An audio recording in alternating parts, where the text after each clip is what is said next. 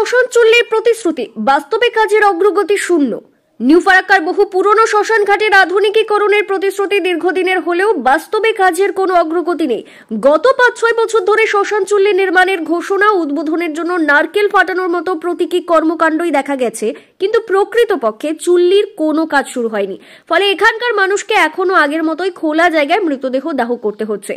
৫৪ বছরের পুরনো শ্মশান, প্রতিদিন মৃতদেহ দাহ। ফারাক্কার এই শ্মশান ঘাটটি প্রায় ৫৪ বছর ধরে চালু রয়েছে। প্রতিদিন এখানে গড়ে ২ থেকে ৩টে মৃতদেহ দাহ করা হয়। শুধু ফারাক্কার নয়, ঝাড়খণ্ডের পাকুড়, হিরানপুর, বাগডৌড়া, তিলডাঙ্গা, দৌহতপুর, কেদুয়া, বেনিয়াগ্রাম ও ব্রাহ্মণ গ্রামের মতো বিভিন্ন এলাকা থেকেও মৃতদেহ দাহ করতে এখানে আনা হয়।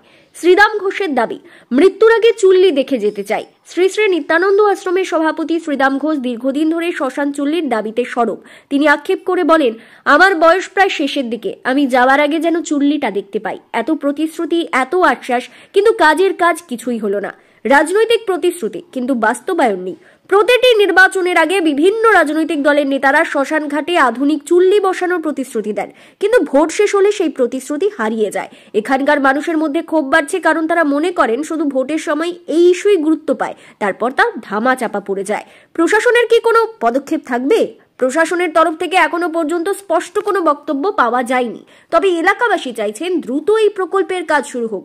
আধুনিক চুল্লি চালু হলে শুধু পরিবেশ বান্ধব উপায়ে মৃতদেহ দাহ করা যাবে না, সেই সঙ্গে স্থানীয়দের দুর্ভোগও কমবে। এই বিষয়ে প্রশাসনের দৃষ্টি আকর্ষণ করা জরুরি, যাতে বারবার প্রতিশ্রুতি নয়, বাস্তবিক কাজের অগ্রগতি দেখা যায়। শ্মশান চুল্লির দাবিতে এলাকাবাসী কবে প্রকৃত পরিবর্তন দেখতে পাবেন, সেটাই এখন বড় প্রশ্ন।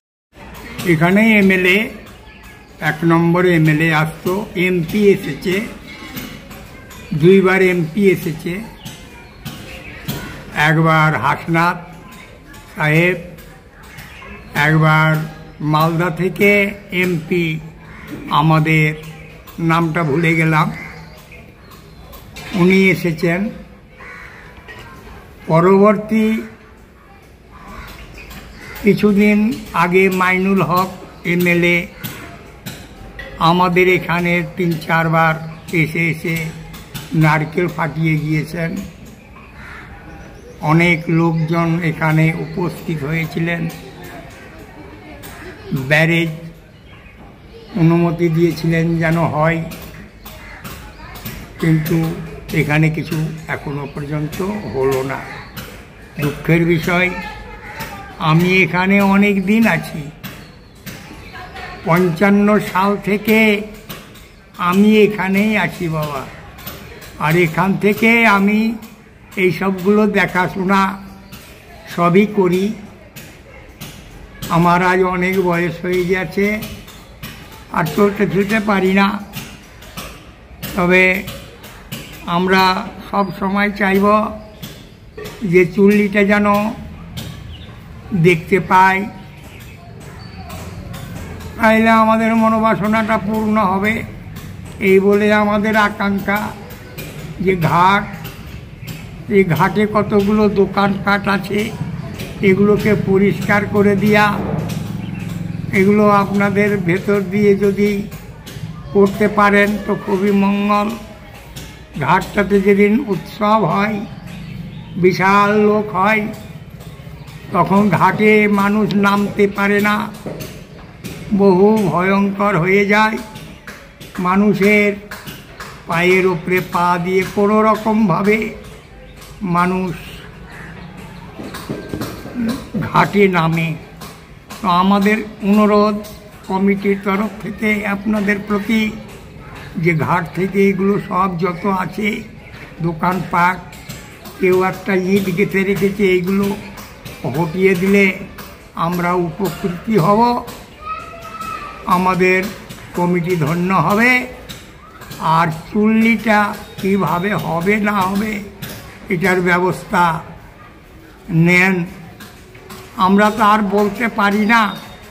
এখন আপনারা আসছেন, ধন্যবাদ আমাদের কাছে।